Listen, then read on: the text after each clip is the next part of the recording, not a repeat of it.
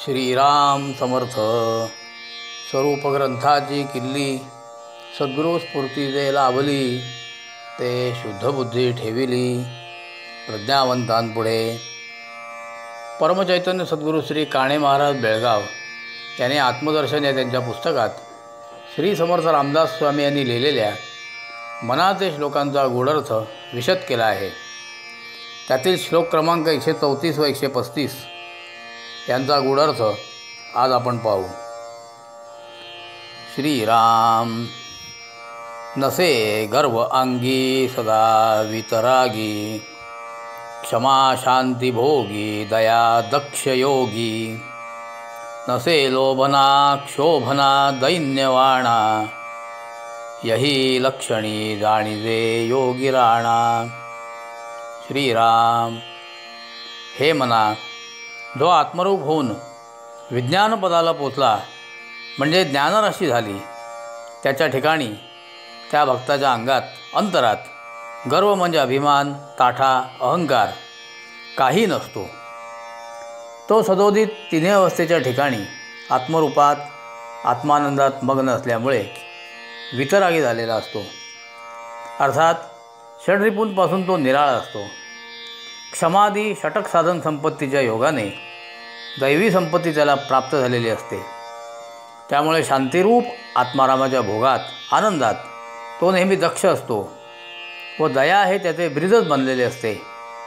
अशा तऱ्हेचा जो योगी म्हणजे भक्त आत्मारामाशी एक झालेला, योग केलेला, भेटलेला, त्याच्या ठिकाणी लोभ म्हणजे आसक्ती, हव्यास, वैषयिक लोलुपता व ते न मिळाल्याच्या योगाने उत्पन्न होणारे असमाधान म्हणजे क्षोभ, हे दोन्हीही त्या भक्तोत्तमाजवळ असत नाहीत, नांदत नाहीत, त्यांना थाराच मिळत नाही.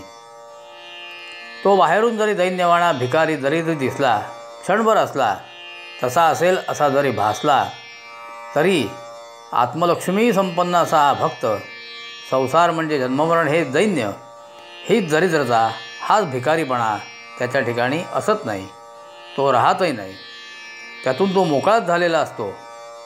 अशा सर्व सद्लक्षणांनी जो युक्त, संपन्न, श्रीमंत असतो, तोच आत्मारामाच्या कृपेने, जाणिवेमुळे, ज्ञानाच्या योगाने योगी राणा, भक्तांचा राजा असा आत्मारामच होतो. म्हणून हे मना, ती योग्यता तुला पाहिजे असेल तर त्या आत्मारामाचेच नामस्मरण कर. जय जय रघुवीर समर्थ. धरी रे मना संगती सज्जनाची, जेणे वृत्ती हे पालटे दुर्जनाची. बळे भाव सद्बुद्धी सन्मार्ग लागे, महाक्रूर तो काळ विक्राळ भंगे. श्रीराम.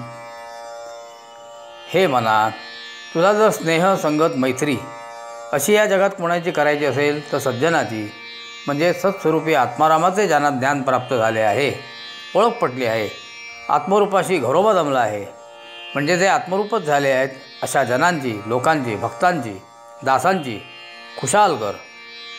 त्यामुळे दुष्टवासनेच्या योगाने ज्यांची अंतर्वृत्ती भरलेली आहे, त्यांचे अंतःकरण मलिन झाले असून असत वासनांचे ते आगरत आहेत, अशा प्रकारच्या असुरी लालसेने प्रेरित अशा दुर्वासना, दुष्टवृत्ती अंतःकरणात सदोदित वावरतात, उचंबळतात.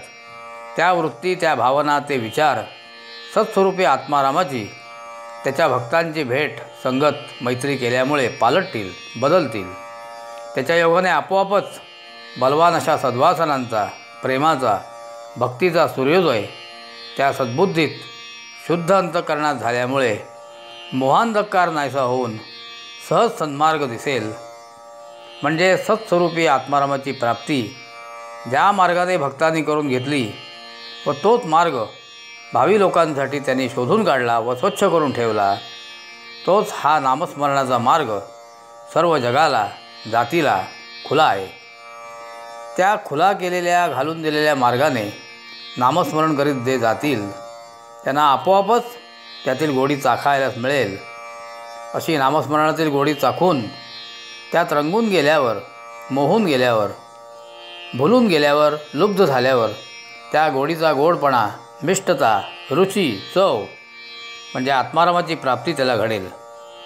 अशा प्रकारे नामस्मरणाच्याच मार्गाने तो चालल्यामुळे आत्मज्ञान संपन्न होऊन अत्यंत क्रौर्यतेचा मूर्तिमंत अवतार आणि अकराळ विक्राळ असा महाभयंकर कृतांत काळरूपी जन्ममरण संसार यांचा भंग होतो, नाश होतो. नामस्मरणाच्या प्रतापाने जो विरून जातो, नाहीसा होतो. म्हणून हे मना, या महाभयंकर अकराळ विक्राळ क्रूर कृतांतरूपी संसारातून मुक्त व्हायची इच्छा असल्यास तू त्या आत्मारामाचे अखंड नामस्मरण करून जन्ममरणाचा नाश कर. जय जय रघुवीर समर्थ.